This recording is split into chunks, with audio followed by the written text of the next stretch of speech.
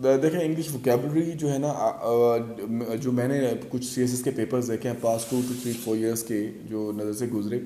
तो अब थोड़ा सा ना सीएसएस को भी बहुत ज़्यादा उसके जो पेपर्स हैं वो प्रैक्टिकल और वो ट्रेडिशनल लाइंस पे नहीं आ रहे हैं कि आपने वही जो गाइड बुक से या उनसे रट्टा लगा के आप उसको इजीली क्वालिफाई कर लें। तो उस for that improving your vocab आप देखें, एक तो वोकैब की लिस्ट मिल जाती हैं, जीआरई है, या आपको मुख्तलिफ वोकैब की बुक्स होती हैं, कैट वन आई थिंक इस तरह की कोई बुक थी, स्मार्ट वन, स्मार्ट टू, और मल्टीपल इस तरह की बुक्स हैं जिनमें 3000 और 5000 या 10,000 वर्ड्स जो आप फ्रीक्वेंटली यूज़ कर सकते हैं। फर्स्ट ऑफ ऑल तो आप किसी एक थ्रेशोल्ड से आप स्टार्ट लेना, कोई भी नोट्स हैं ये बुक्स है। सेकंड लेवल पर ये आता है कि जब आप रेगुलर बेसिस पे न्यूज़ रीडिंग कर रहे हैं तो उसमें डेली बेसिस पे कुछ न्यू वर्ड्स आते हैं, तो आप उन वर्ड्स की अपनी, मैं रिकमेंड ये करता हूँ कि आप लैपटॉप पर वर्ड फाइल बनाएं, क्योंकि it's very easy to manage कि आपको अगर एक चीज़ याद हो गई है बार बार आपके सब कॉन्शियस में, वो लेट से आपने रिटेन कर लिया, तो आप उसको अरेज कर सकते हैं, न्यू चीज़ को ऐड कर सकते हैं। अगर आप हार्ड फॉर्म में रख रहे हैं तो इट्स वेरी डिफिकल्ट कि आप किसी को अरेज करें, कट करें और उसमें न्यू एडिशन करें। तो एक तो ये चीज़ है। और फिर जितने भी वर्ड्स आपने याद किए हैं ट्राई करें कि रेगुलर बेसिस पे जो आप वर्ड्स याद करते हैं उनको बोलने में, उनको लिखने में। और फिर एक देखें वर्ड्स की एप्लीकेशन होती है। मैं फॉर एग्जांपल अब एक वर्ड है थेफ्ट, चोरी, थेफ्ट लार्सनी, छोटी मोटी चीज़ों की, पिलफरज बड़े लेवल पर आप किसी जैसे डाका डालते हैं, जैसे इंस्टीट्यूशनल पिलाज। तो इन वर्ड्स में हर किसी की एक पर्टिकुलर जो है ना वो प्लेस है जहाँ पे वो फिट इन करता है। अब आपने एक वर्ड देखा होगा, जैसे अक्सर कंप्लीट सेंटेंस में आपको बताता हूँ कि लेट्स से कि after the latest law and order situation government has increased security deployment and further troops were called. अब आप इस पूरे सेंटेंस की जगह आप ये लिखते हैं कि government has beefed up security measures, so it sum up all these words. So आपने प्रिसाइज, आपने अच्छे एडजेक्टिव्स को यूज़ करना है कि जो सेल्फ एक्सप्लेनेटरी हो, आपकी आउटलाइन है वो आपकी सेल्फ एक्सप्लेनेटरी हो, आपका जो ऐसे का स्टार्ट है वो देखें एक ट्रेडिशनल लाइंस पे ना हो। अब आपको मैं डेमोक्रेसी, इसलिए मैं इसे बार बार कोट कर रहा हूँ क्योंकि ये यूजुअली स्टूडेंट्स, आप किसी एकेडमी को ज्वाइन करते हैं, किसी मेंटोर के पास जाते हैं, वो आपको कुछ टॉपिक्स जैसे democracy, corruption, terrorism, human rights, freedom of expression, corruption, ये वो जेनेरिक से टॉपिक्स हैं जो या ग्लोबल वार्मिंग, जिन पर आपको सबसे पहले कहा जाता है जी आप ऐसे लिखें और आप उसको चेक करवाते हैं।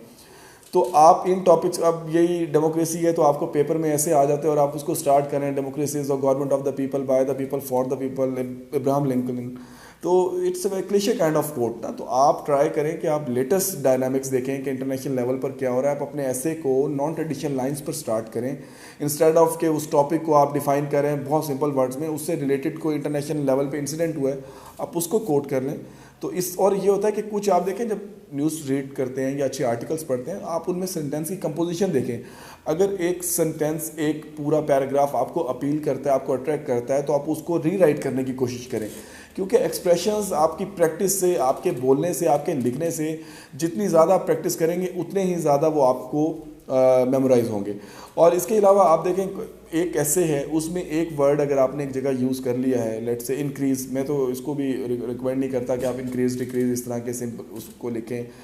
अब उसके सिनोनिम्स एंटोनिम्स आप देखें, अगर आपको दोबारा यूज़ करना पड़ रहा है तो आप उसको फर्दर मोर, आप उसके फर्दर जो एम्पलीफाई, डिक्रीज, स्लैश, लिसन, तो इस तरह मतलब आपको ना एडिशनल आपके माइंड में होने चाहिए। आप जैसे आप बार बार यूज़ करते हैं ऐसे राइटिंग में कि there are many types, there are plethora of types, a host of mayor. तो इस तरह आपके पास ना, ये मैं आपको एक स्टूडेंट्स को बेसिकली एक आइडिया दे रहा हूँ कि आपके माइंड में एक वर्ड है तो आपके बैक एंड पे उसके एटलीस्ट 5 to 6 सिनोनिम्स एटलीस्ट होने चाहिए। वो होंगे तो आपकी एक तो आज अच्छी वोकैब है आपके पास जो आप, जिसको आपने प्रैक्टिस किया और आपको इजीली उसको आप अच्छा ऐसे जो है उसको फ्रेम कर सकेंगे। देखें न्यूज़पेपर रीडिंग, कुछ स्टूडेंट्स जो है ना वो अक्सर मुझसे कभी पूछते हैं कि सर पाकिस्तान अफेयर के लिए कौन सी बुक हम स्टडी करें, करंट अफेयर के लिए कोई बुक रिकमेंड कर दें। तो keep one thing in mind कि अगर आपको मार्केट में एक बुक अवेलेबल है पाकिस्तान अफेयर पर, तो वो आप देखें कि वो बुक आज राइट नाउ, अगर लेट्स से कि आज डेट है 6 मार्च 2024, तो आज अगर लेट्स से कि मैं मार्केट में एक बुक परचेज़ करने जाता हूँ कोई पाकिस्तान अफेयर की, तो डेफिनेटली वो बुक जो है जनवरी या दिसंबर में पब्लिश हुई होगी। तो if that good book got publish in December let's say, तो वो बुक ऑब्वियसली उसको पब्लिशिंग में उसको टाइम लगा होगा, और उसमें वो उसको कंपाइलेशन में वो कंपाइल हुई होगी लेट्स से कि फैब और फैब 2023 या जून 2023, एंड प्रायर टू डैट जो ऑथर है उसने वो डाटा कंपाइल किया होगा, तो definitely the data which he would have consulted would be of 2022 2021, but right now you are planning to appear in 2025, so that's mean you are going through 3 to 4 year old obsolete data. So आप जितना, मैं ये students को recommend करता हूँ कि आप contemporary जो अफेयर्स हैं या कॉन्टेम्प्रेरी एस्पेक्ट्स हैं आप उनको स्टडी करें। देखें CSS में ये जो सब्जेक्ट है it's a Pakistan affairs, it's not Pakistan studies. Pakistan study तो समझ लें कि वो एक सिलेक्टिव से 2 पॉइंट्स हैं जो सिलेबस आउटलाइन में दिए हुए, जिनमें अलीगढ़ मूवमेंट, खिलाफत मूवमेंट और इस तरह के जो रिलीजियस फिगर्स हैं, सर सैयद अहमद ख़ान, शाह वलीउल्लाह, हज़रत मुजद्दिद अली अफ़सानी,